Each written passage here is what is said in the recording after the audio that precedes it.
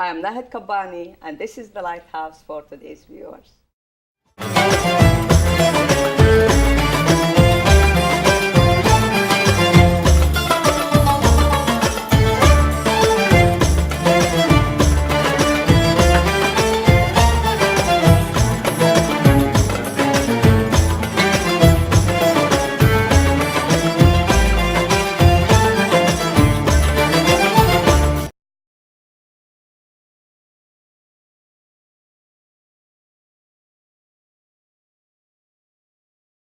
Welcome to our show.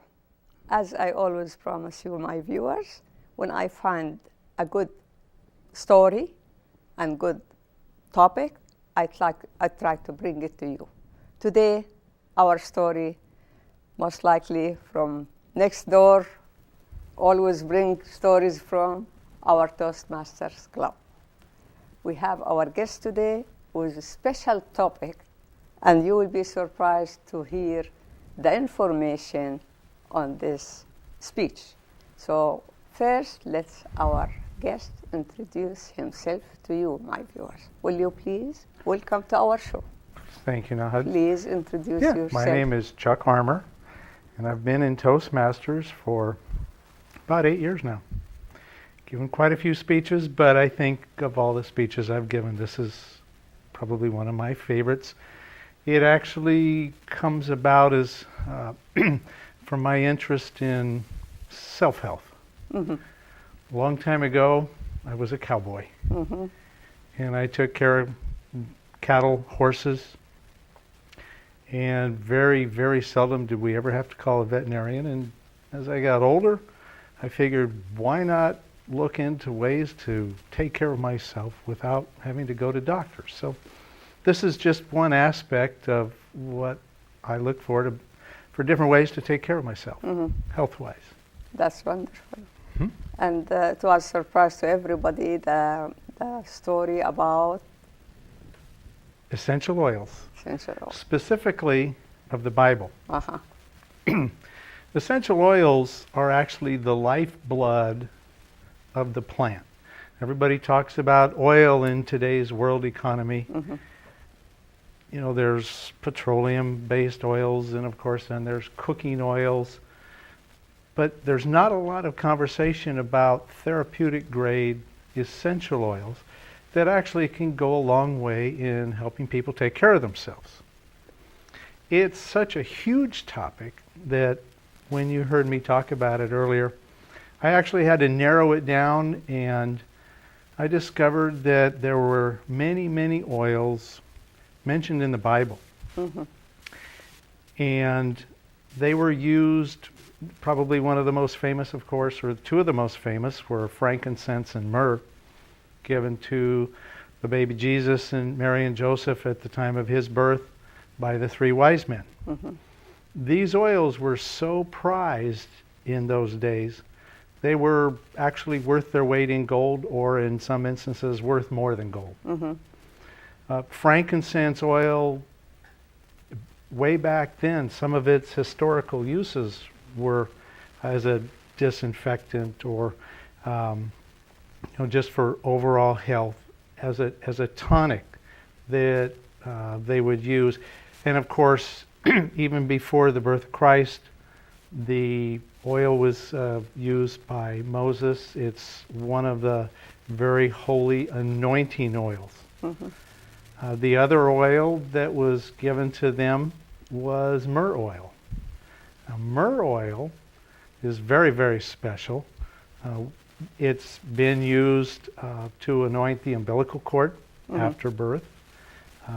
They actually burn the incense of myrrh during the time of birth. It helps alleviate a lot of the problems associated with childbirth. Mm-hmm. So these oils were used way back then. And when you start looking at some of the ways that frankincense and myrrh in particular are used today, it's just amazing. The essential oils have what they call the constituents, and these are the individual compounds of the oils. And in Europe, they've studied essential oils for generations. And they have found in recent times though, that there are specific compounds in the oils that will go past that blood-brain barrier. So many pharmaceutical drugs today, they have trouble crossing what they call the blood-brain barrier. Sesquiterpenes is probably one of the most interesting compounds that's in the essential oils. It's actually been studied in relationship to overall health, to mood health, to digestive health. There are so many things that these essential oils are able to help people with. Several other oils that are mentioned in the Bible, and some of these weren't oils, but some of them, the plants that were mentioned in the Bible, both in the Old and the New Testament, have since they've developed ways to extract the oil out of the plants. One of them is cedar wood. Cedar wood is, some people think, related to the cedar trees of, cedars of Lebanon. And that's where the cedar wood oil of today is probably the highest level of sesquiterpenes of any oil that you can find. And so it's very, very good for skin infections. It's very good even as an insect repellent. It was found in the books of Leviticus and the books of Numbers. Then there was cassia oil. Now, cassia oil is very, very similar to cinnamon oil in its fragrance, but physically and chemically it's a lot different. Cassia oil is a very hot oil. It was also part of the holy anointing oil with Moses.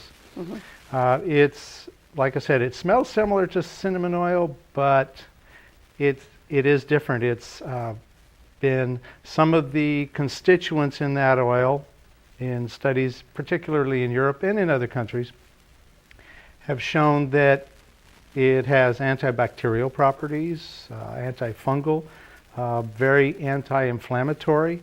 So it's a good oil to use, but usually because it's so hot, you don't want to use it straight. You might want to mix it with olive oil. It was mentioned in the books of Exodus, Ezekiel, Psalms. Then there's another interesting oil, and it was referred to as aloes. And it's not aloe vera as we know today. It actually refers to the aloe woods, which is sandalwood. And sandalwood has been used all over the world. It's as far as a fragrance goes, I really, really like sandalwood oil. It's very good it's extracted actually from the wood of the tree. It's very, very good on your skin. It's good over your stomach if you have maybe an upset stomach or maybe some digestive problems. It's also very relaxing, and it's also very good for wound healing too. It was mentioned in Numbers and Psalms, Proverbs, the Song of Solomon, and even the Gospel of John. And by the way, frankincense oil was mentioned many times. It's probably the oil that's mentioned the most in the Bible. And then myrtle oil is another one that's very interesting. They take that from the shrubs and the trees. They use that today. They extract it with a steamed distilled process. It's very, very good for congestion of the chest or coughs. Some have said that it helps with a lot of other things. I like using it on my throat. I just put it right there. Some people have said that it's very, very good as an aid or a booster for your thyroid.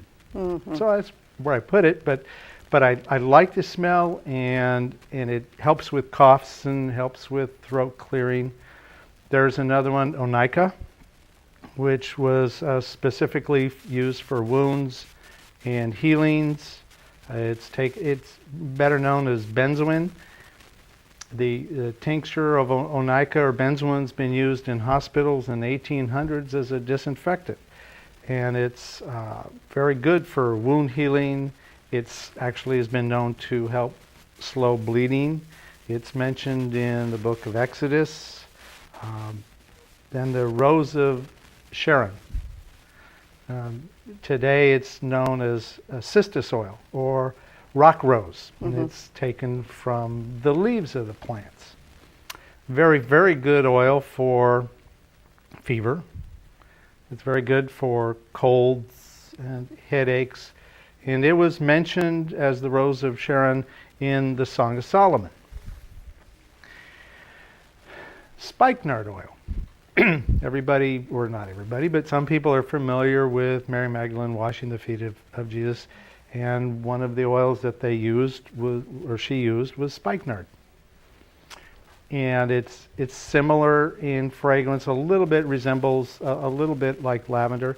Very, very good as a skin oil. It'll help clear up some skin conditions. It's good on your tummy for digestive issues. Wow. It's also really good as a perfume and a deodorant. It's very good for wounds, very good for healings. At the end, there's hyssop oil. Now, at the Feast of Passover, people know that there's a couple of different versions where hyssop oil is mentioned for the Passover. I've heard one version where God said, mix the oil of hyssop and lamb's blood and paint it on the doors.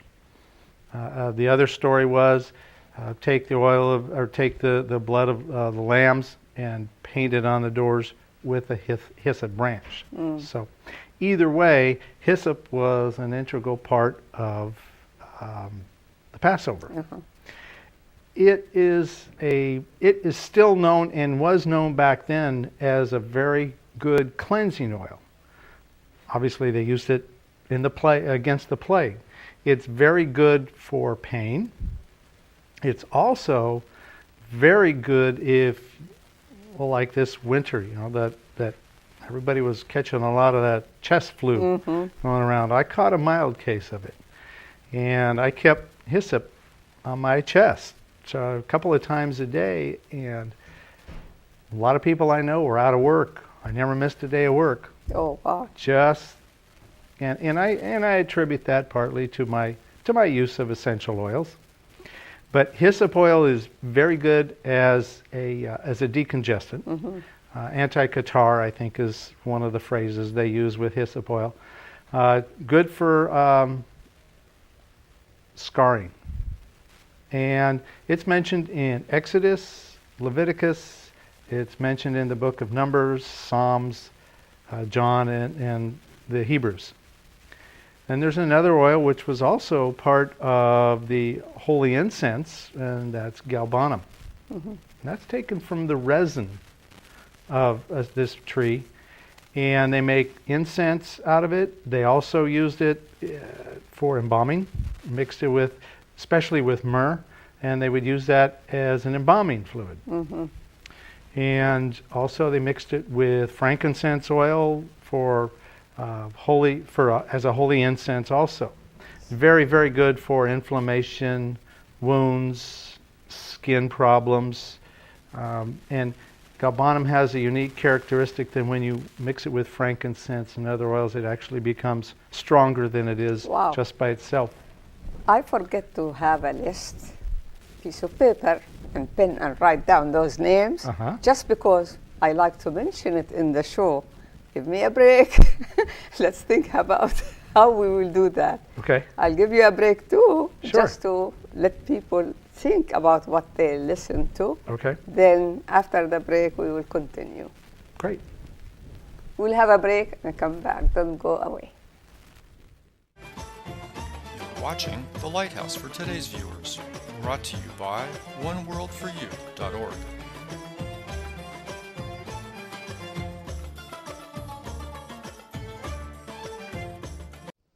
as you heard, my viewers, I love the way our guests brought the Bible as reference, and he digged in and he brought those value information from the Bible. Let's continue listen to our guest and what he find more. Thank you, Nahid. You're welcome. Cypress oil is the final oil that I've read about from the Bible. They get that from the seeds. It's also very good as a disinfectant. It's a little bit different acting than some of the other oils. It's a little milder, but it's very effective for wounds and for skin conditions. And one thing I've noticed about all of the oils, they all have healing properties. And 20 years ago, when I started using essential oils, my mother got me into essential oils, and it just made sense to me. But I started noticing that certain things were being taken care of. And when I give them to friends to try, I had a very good friend that had a knee replacement, and he'd take all these pain medications and have all of these side effects. And I gave him some lavender oil. And lavender oil also is very high in sesquiterpenes, and it's also high in many other constituents. But it was about the only thing he could put on his knee that really helped him with his pain. Wow. The other thing lavender is very famous for is it's a very relaxing oil. I've talked to people over the weekend who said, oh yeah, if I want a really good night's sleep, I'll put lavender oil on. Very, very relaxing. Lavender oil's story comes from a French doctor who was in a laboratory working on some chemicals. And the story goes he burned his hand really bad.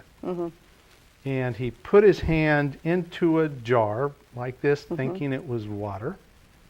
And it wasn't. It was lavender oil. And he noticed almost an immediate pain relief. Wow. And he noticed that the burn on his hand healed so much quicker. A lot of people that use essential oils like to go back to that story, and some people refer to it as the beginning of modern aromatherapy. Aromatherapy is great. To me, aromatherapy conjures up, other things that aren't as healthy for me or as therapeutic for me as some of the other oils, which brings up a good segment that I wanted to cover about the differences in oils, because somebody can go to a store, and all these stores now, or a lot of these stores have aromatherapy sections. And if you'll smell the oils, they smell wonderful, and they smell like the real oil. However, you have to be so careful nowadays when you buy oils, because take lavender. Lavender can be fractionated. In other words, its therapeutic quality can be destroyed if you extract the oil either with too high a heat for the steam distillation, or you're using too much pressure. If you do that, you lose a lot of its therapeutic qualities. And that is what really separates a lot of oils today. Is you should always make sure that when you're buying oils, buy them from a company that talks about it being therapeutic grade oils, which means they have to either be distilled or extracted using low pressure and low heat. That way their therapeutic quality is a lot better. Another oil that is very, very interesting to me and to a lot of people is black cumin oil. This is an oil that's extracted under pressure from the seeds of the black cumin. And it's not the regular cumin, but there's specific Nigella sativa, I think is how it's pronounced. the Latin name. This oil, well, it goes back a couple of thousand years, and Muhammad is quoted as saying that the oil of black cumin would cure anything but death itself. Wow. And when you start reading about its properties, it has over 100 constituents that make up the oil. And there are, obviously a couple of different grades. But when you put it on topically, which is what I always do, it really has some health benefits. The other thing it does, it's absorbed through the skin, and it's an adaptogen type oil, which means that wherever there might be an issue, it will help the body strengthen that area. Wow. Black cumin oil, without getting too out there on what some of the people say it will do, it's extremely versatile. It's very good for digestion. It's very good for skin issues. It's, people have taken it internally. I think it's rated what they call GRAS, G-R-A-S, generally regarded as safe. I don't recommend, people taking it internally unless they, try it very, very slowly. But black cumin oil is so versatile that I keep a little jar of black cumin oil in my vehicle while I'm driving around, and just to either smell it or put it on, it just makes you feel good, and it makes you feel better. And I really enjoy black cumin oil. There's another oil that's pretty pricey, but it's called Helichrysum italicum. Yeah, Helichrysum. There's a couple of different types of helichrysum oil. One is called italicum, and the other one I forget what it's called because I don't take time to worry about it because it's not as good. But the helichrysum is a real versatile oil also. It's very good for pain. I've known people and done it myself. I had toothaches. And when you combine a clove oil one time and the helichrysum another time, it really goes a long way toward eliminating toothaches. And yeah, I've had sore knees from jogging and sore feet from jogging, and one of my go-to oils is Helichrysum italicum. And it's a great smelling oil too. And my other go-to oil though is oregano oil. Now oregano oil is very, very hot. So I recommend, to my friends, if I give them some, mix it with some olive oil or mix it with some other types of like vegetable oil. Yeah. Right. So that it doesn't burn your skin. The other thing too is you can put it on the bottoms of your feet. And when you put it on the bottoms of your feet, it doesn't burn, but it actually will be absorbed up through the body from the bottoms of your feet. The cells of the pores on the bottoms of your feet are some of the largest pores in the body. So a lot of times what you put on the bottoms of your feet will get absorbed up into the body very quickly. The whole veins down. Yeah. Right. Yeah. And because the pores are larger, sometimes that's why people have to be careful where they walk. Yeah. You can, like on golf courses and things, pick up chemicals, and et cetera, et cetera. So, but oregano on the bottoms of the feet I've done that to my grandkids, and just a little bit, but I'll mix it with a little bit of carrot oil only on the bottoms of your feet for maybe, if they have a cold or something like that. There's, of course, some reflex points on the bottoms of your feet that you can zero in, and it will help take care of a lot of those infections. Oregano oil, one of the main constituents of oregano oil is carbachol.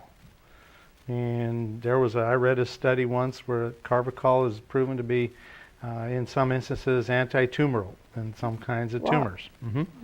And I have also used oregano oil if I've had an abscess. Now, I don't recommend this to most people, but I've taken care of an abscess a couple of times just by putting oregano oil on the gum. It does burn. But it cleans it up. But it after heal about it. after about 5 minutes, the burn goes away. But so does the abscess. Maybe after a couple applications. So yeah. Okay. So a lot of these oils I'm talking about are I've read a lot about them, but I also use them. And I'm just such a believer in that. Like the story I was telling you about trying to catch the flu this winter with hyssop oil and really keeping the cough and the down so that I never missed any work. And but clove oil is another good oil. Getting back to teeth, I'll tell you an interesting story. My son had impacted wisdom teeth when he was over visiting. I gave him some of my clove oil, and then he used it. And then, unbeknownst to me, he went out later and bought his own clove oil from one of the stores. Wow. And he told me just recently that the oil I gave him, he wants me to order more oils for him for other things, just because the clove oil I gave him that was therapeutic grade versus what he got in like a health food store, it's totally different. There's just no comparison. So this is why you need to be pretty careful about where you buy the oils. And one of my favorite places, I like to buy my oils from a place called Native American Nutritionals. They're not a multi-level marketing company, so I make no money on them, but that's just where I get them because their oils Good are source pure. because natural things. Yeah, they're all therapeutic grade or organic, et cetera, et cetera. So that's usually where I get mine. It's a little company out of Missouri. And there are just so many oils that I like to use. My go-to oils, though, are always lavender and oregano and the helichrysum. And I am starting to use a little bit more of the frankincense oil and the myrrh oil. And I'm just, even when you do maybe get a little bit sick, you're not feeling good, it's with the essential oils and a few other things that we can cover in a few minutes, is like vitamin C. But with those, it just seems like I never get as sick as everybody else around me that did get it. You did the right thing, because the natural things always good. But exactly. With medicine and chemical and things, it takes the value of those things away. And now we are at the season. If you have no cold, that means you did wonderful to your body and yourself. Yeah. One question. Sure. I need your secret.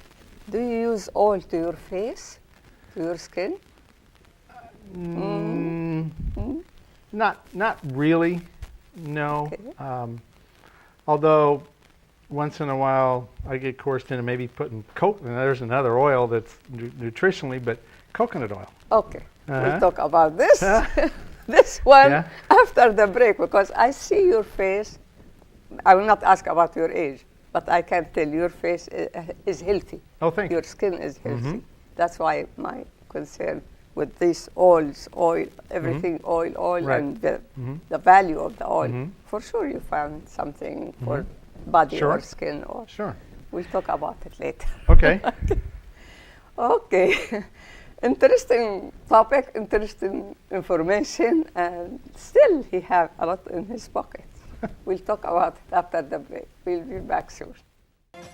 oneworldforyou.org, promoting cultural understanding through the media.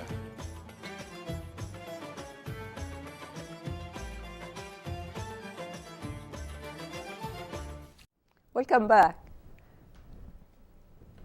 Our guest mentioned so many names for oil from the Bible, but one name, one oil showing for sure clearly in the Bible, he didn't mention it. We will start with it. What about the olive oil? Olive oil, of course. Okay. olive oil, it's so popular today, so prevalent. And you can see it in all of these diets. I'm sure and I haven't read most of these diets, but I do know about the Mediterranean diet. And there's a paleo diet, and I'm sure that most of these diets, if you're going to use oil, at least use olive oil. And the olives are just one of the most mentioned trees in the Bible. And olive oil is actually healthy for you. People don't realize that, in my opinion, some of these low-fat diets are actually doing some kind of a disservice sometimes to people. Because the body does need the right kinds of fats to operate correctly. And olive oil has, some physicians and some health practitioners really think that olive oil is the best oil to use. I don't know if it's the best. It's, that's what I usually use to cook with. But the olive tree itself has other good parts to it. For instance, there's a couple of books that are written just on the leaves, the olive leaf, and what health benefits they have. And I know I got grandkids, and I have my daughter giving her grandkids, when they get sick, olive leaf extract. And that and a couple of oil, sage oil. She gives them olive leaf extract and sage oil. And she says when they get the colds and flus, she says it's never as bad as some of the other kids that do catch that. So yeah, the olive tree itself is just full of health-giving properties. I actually find, if I can find an olive tree once in a while, I'll go ask the owner if I can have some leaves from the olive trees. And if I'm fortunate enough to get leaves, I've made my own tinctures. Now you can go to a health food store and buy tinctures, and you read the label, and it's 40% alcohol. And you start doing a little bit of research and do your own. And I use vodka, and I mix vodka, and I chop up the olive leaves real fine, and fill the jar with the olive leaves, pour the vodka over it, and let it just sit in a dark place for 2 or 3 or 4 months. Transfer it, strain it, put it into an eyedropper bottle, and I carry that. Again, I carry that in my vehicle while I'm driving, and sometimes I'll add an eyedropper full, or 2 or 3, into my drinking water. And it also is what they call an adaptogen. Now, an adaptogen just means, it's very simple. It just means that if there's an issue inside your body, an adaptogen will do whatever it takes and adapt to that problem to help the body, or to strengthen the body, to help either cure itself or to feel better, or whatever the issue is. So adaptogens are very powerful. Rosemary oil is, off the top of my head, I know rosemary oil is another adaptogen, and they're very handy to keep around. But getting back to the olive oil, yes, I do make my own tinctures out of olive leaves when I can find a source of olive leaves. And no point in paying, no point in paying extra money to the stores when I can do it myself. And that way I control it, and I know that there's nothing else. The purity of it. Right. Other than the vodka, there's nothing else in it. It's your choice. That's the right. The vodka is your choice, right. But the purity of the But it's the alcohol in the vodka that you need to extract sometimes the constituents and the compounds out of the leaves that give it its therapeutic quality. So another way to do it, and I've never tried it, but people use glycerin to make some of their compounds too. But olive oil and the olive tree, it's just a wonderful tree. Go ahead. Remember that the piece, simple, is the olive oil, olive paper, Oh, sure. olive leaves Mm-hmm. for peace. Oh, yeah, sure. Yes. The whole world Mhm. have that leaves for Mhm. peace from Holy Land, maybe. That's true. And while we were kids, we used to eat the olive oil Uh-huh. with the oregano. It's something popular in Middle East, especially in Sure. Palestine, Syria, Lebanon, but Mhm. more likely Holy Land. Uh-huh. And they said it is for make people smart. The oregano and the olive. Nice. We do it like pizza, Ah, okay. but it has just the olive oil and the oregano, and we bake it. Yeah? It's very, very healthy, Uh-huh. and we grew up with those things. Nice. Yeah. Homemade bread, too, right? Yeah. Right. And, yeah, the oregano, see, what happens is these oils are made from the spices and herbs, but like you said, there's still, you make teas and extracts or tinctures out of these herbs too, if you can't, if you don't have the oils. And all of these things, they write books on the therapeutic values of different herbs and different teas. Turmeric is one that's coming up on all the websites now about some of its health properties. I don't know whether it's the latest fad herb, but from everything that I've read, it's very, very powerful in a lot of ways, helping the body. So, I think the body at that area, at that early time also, was cleaner and healthier inside. No much chemical, and they use fresh fruits and fresh vegetable, and the things what God gave them. sure. I was talking about when God created a human, He created the earth and everything on the earth for the human before He created the human.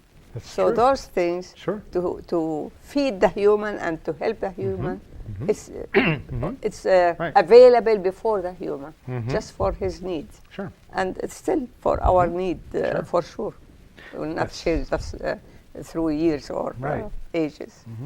And you brought up an interesting point that, God is, there are diseases in this world, but for every disease, God has given us some form of cure. Yes.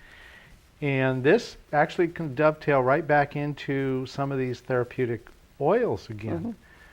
Because it's been reported in certain studies, and even in this country in some of the universities, that like myrrh, which is the staph that's resistant to methicillin, and there's, now I don't know about the new one coming out of the myrrhs, which is the Middle Eastern Respiratory Syndrome, but I don't know about that. But I do know about MRSA. It's, there's a lot of studies being done on using cinnamon oil. Cinnamon oil is antimicrobial, antibacterial, antiviral and things. So there's a few other oils that, and I'm sure that frankincense or myrrh, some of these other holy oils would have some of those same properties. But some of these diseases that are rearing their ugly heads in today's society, that are antibiotic resistant, and so who knows? Who knows where that's we started on a slippery slope, and some of these bacteria, it's been shown that they just cannot develop a resistance to some of these natural cures. In general, if you look at the East, Middle East, or Far East, you don't see the big bodies like here. Sure. You don't see or you don't hear that much of diseases or sicknesses Right. over there like here. Yeah. It belongs to how they feed themselves, Sure. nature. They are maybe poor, Right. they are not modern, but they are healthy at least somehow. Oh, sure. From the natural things, not because they are their philosophy is no, whatever available Right. at that area, they used it.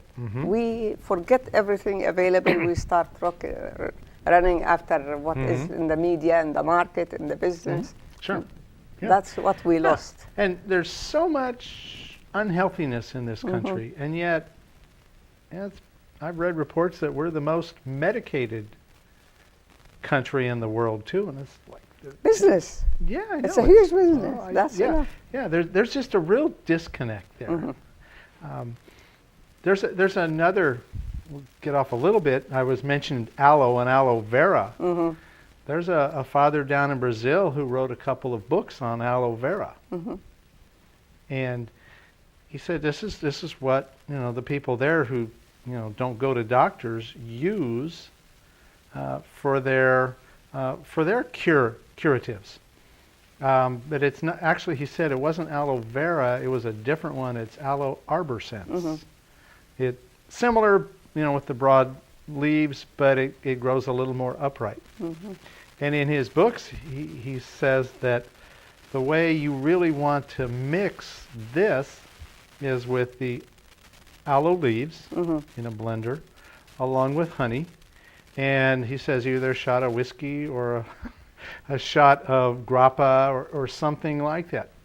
And he made an interesting observation. He said, you look at some of these people who live to be 100, and one of the things so many of them say is, yeah, I do a shot of whiskey every night before I go to bed.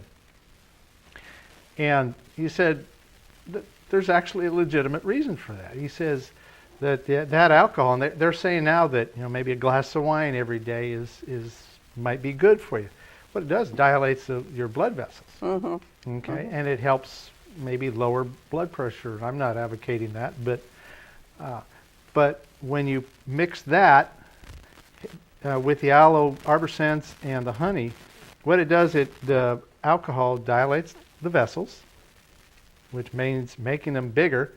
The honey then actually acts as a delivery mechanism, carries the aloe arborescens nutrients into and can able to get to the cellular level, because the blood vessels are wider, and the honey is the delivery system, and that's what they mix. And I tried that for a few days. I try everything, and that's one of those things that I don't take every day, but I'm very, very aware of it. And I have a couple of aloe plants at home, and you never know when you might need something like that. So it's just another example of natural things, natural remedies that, and I'm not saying don't go to doctors. I mean, I definitely use your common sense. Of course. That's it. But yeah, there's so many things that maybe, that I believe that I can take care of myself for myself. Yeah. That's smart, and you have a lot of knowledge. Education is important. Sure. Basic education, we used to take it in the school. Right. When we start elementary and beginning time, we learn about life and things in general. The education system now is poorer, empty of value things for new generation. That's why we miss that. Also, the modern life took us away from basic things to think and to do things at home as mothers and family. Yep. But you mentioned honey. That honey by itself, it's a medicine for so many things. And now the allergy and the asthma, they talk about honey for that, but they ask you to take the honey from the area you live in, because of the trees, and the bees take that things from that trees. That means will make that value for your health. Anyway, those stories are very huge, and really it needs more and more time. Let's have a break, and we'll be back soon. A lot of things, I was planning to ask him more and more about other things, but we will be back soon.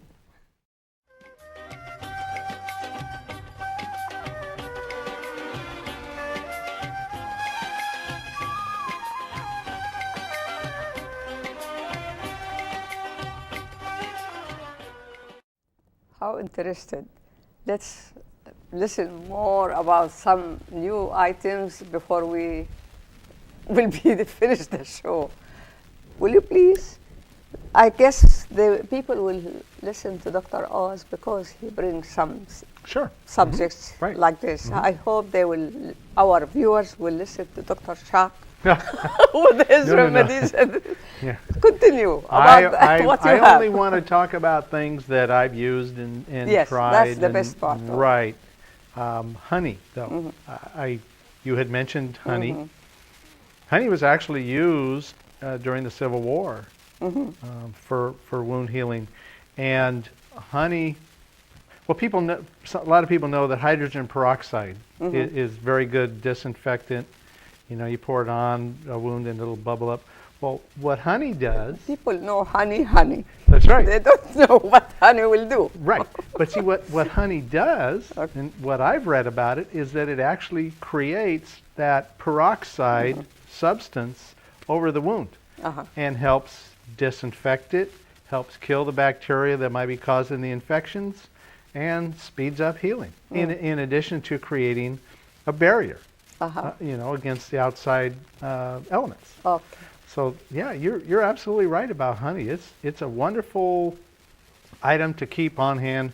And I guess it's written in the Bible. It is. It's written in the Yes. Quran. Yeah, about the remedy for people. Yes, As and you can do Google searches on honey, and yeah, in the Bible and the Quran they mention mixing honey with other things, and it escapes me now what they were, but honey's very mentioned. Probably was olive oil. Okay, but all of these things create health for the individual. And not the factories made it. Right. The nature of factory. Well, but yeah, and not that, but an interesting concept is that most of the pharmaceuticals today are plant-based in their chemistry.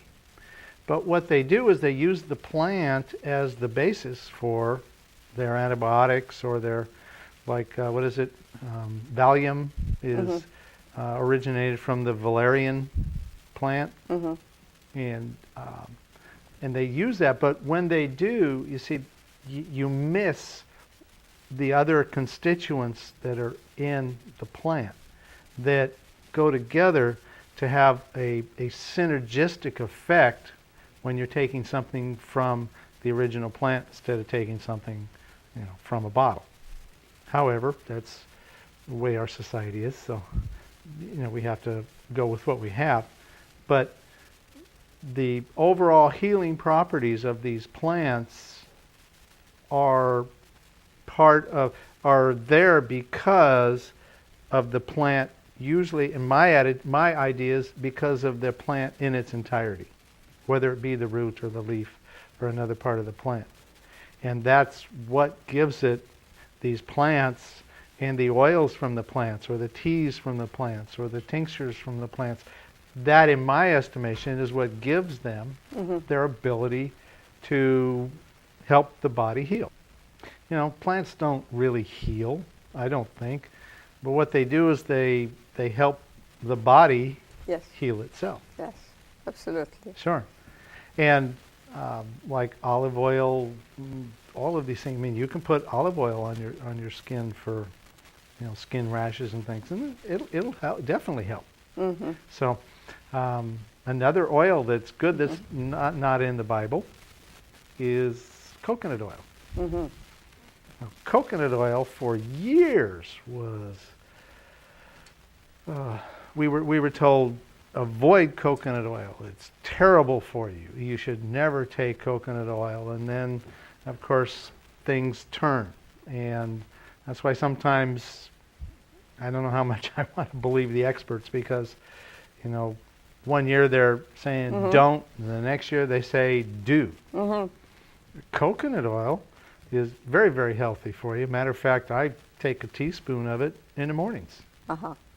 You were talking about skin, and the skin needs certain amounts of fats, and as you take the right kinds of fats in your diet, it might show up in your skin. But the other thing too, it tells the body, okay, we don't have to maybe hold on to so much fat. There was, going back to my cowboy days, I remember the story about a rancher feeding his cattle coconut oil. He figured, feed him that extra fat, and he could get it cheap. He give these cattle the extra fat from the coconut oil in their rations, and that'd help them put on more weight. Just the opposite happened.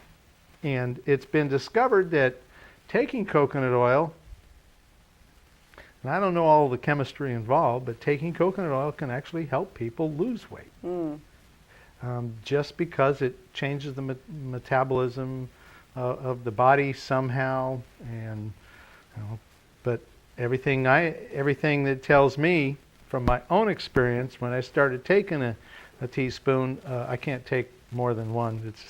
That's enough. No, it's Better than too nothing. oily, but for me. But yeah, a teaspoon in the morning, and even as crazy as my diet is, it's not that good. But I don't put on weight like you would think I would. And when I tell people I do that, they think I'm crazy, that I'm going to balloon out. And actually just the opposite. Coconut oil has something in it that helps the body metabolize the rest of the fat. And so Some people I know, the old-fashioned, still take olive oil spoon. there you go. Yeah. I used to do that too, and sometimes I actually prefer the flavor of olive oil to the flavor of coconut oil. Okay. Yeah. Yeah. Everybody uses his own surrounding giving or things growing.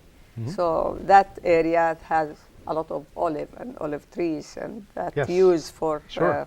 that kind of tree or the other tree or other vegetable and things. They use it Yeah. wisely. From, like us here, we grew things in the field. We use it so many different ways. Other areas maybe they don't use it. They don't have it. Right. So this is the way God gave us for living, and help us to know what to do and how to do for creation, to survive. And knowledge and, use your judgment and use your feeling. Right. Also, Sure. you try things not to hurt yourself. Will help from the natural things. I think you're absolutely right. I think the more modern society gets, I think that's maybe what you're alluding to, the farther away we get from We are losing nature. that nature, yeah. The farther away we get from natural remedies, and I take and do a lot of things in the hopes of just, keeping some of these modern sicknesses and diseases at bay, because, everybody has cancer cells in us. Yeah. It's unfortunately, it's when cancer takes over. But if everybody has cancer in us, then you need to keep your immune system up with essential oils and some of these other things, just simple things like vitamin C and probiotics, or, instead of probiotics, haven't tried this yet, but, fermenting foods. Most cultures in the world have certain foods that they ferment, and that's what helps keep their digestive system healthy. Yeah. What is it? Kimchi and miso and some of the others, sauerkraut and yogurt and kefir. Even the way we eat here, different than the way Middle Eastern cooked and eat. Sure. Even rice and food and things as stew things, not solid things. I have people, I heard about so many people have that suggesting problem. When you look at their daily basic routine life, if he is working outside, he have lunch at restaurant or having lunch with them. Yeah. Okay, he has iced tea or ice water, and he has butter on the bread, and he has a solid meat, steak or something, and he has the bread or potato, mashed potato. All those are solid with the butter on the bread, with the fat from the meat, with the icy things, stuck in the stomach. Right. And it's not easy at all to go away. Right. From day to day, that will be a problem. And Sure. when he goes to the doctor, there is no medicine like this to take those things fast away. No, you're That's why absolutely we build up the sickness from our eating, from our Sure. in our hands. Right. We can clean it up or Uh-huh. make it worse. Oh, you're right. All what we need sometimes to think for ourselves and our health. Mm-hmm. As a mother, as a wife, as husband, as person, as energy for life, energy for your work. Uh-huh. When you feel Sure. weak, you have to sit down and think why and study your body, or at least think how to do, not just medicine or go to doctor. I don't think doctor will make it like this, Right. clean it up and that's it. Right. We create the problem from our home, from our hands too. Mm-hmm. So I guess you gave a lot of information for our viewers to think about it. Well, that's good. And I will ask you to type me those names, and I will take it from at the meeting from you just to have it for our viewers The listed. oils? Okay. Yes, because those are value. Mm-hmm. And when they think about it, maybe they will have time or curiosity to find out about whatever they like to know. They will search a little bit more, and maybe they will use it. Sure. So at this point, we will be able to say that we give value information to our viewers. Good. And really, I thank you for coming. On behalf of my viewers, I thank you for the value information you gave it to us today. It's been my pleasure to be here, and thank And you it for the wasn't- opportunity it wasn't to scary get together with you. time for you. It was No. like you have 10 shows, or No. it was easy for you, like pro. And for you, my viewers, I hope that you got something value for you. I hope that we make you think a little bit about your body and what you can do in easy way and simple way and even inexpensive way, healthy way in your hand. If you learn about part of what you heard today and use it for your own benefit, it will be helpful. I appreciate being with us, and thank you for watching. We'll see you next time.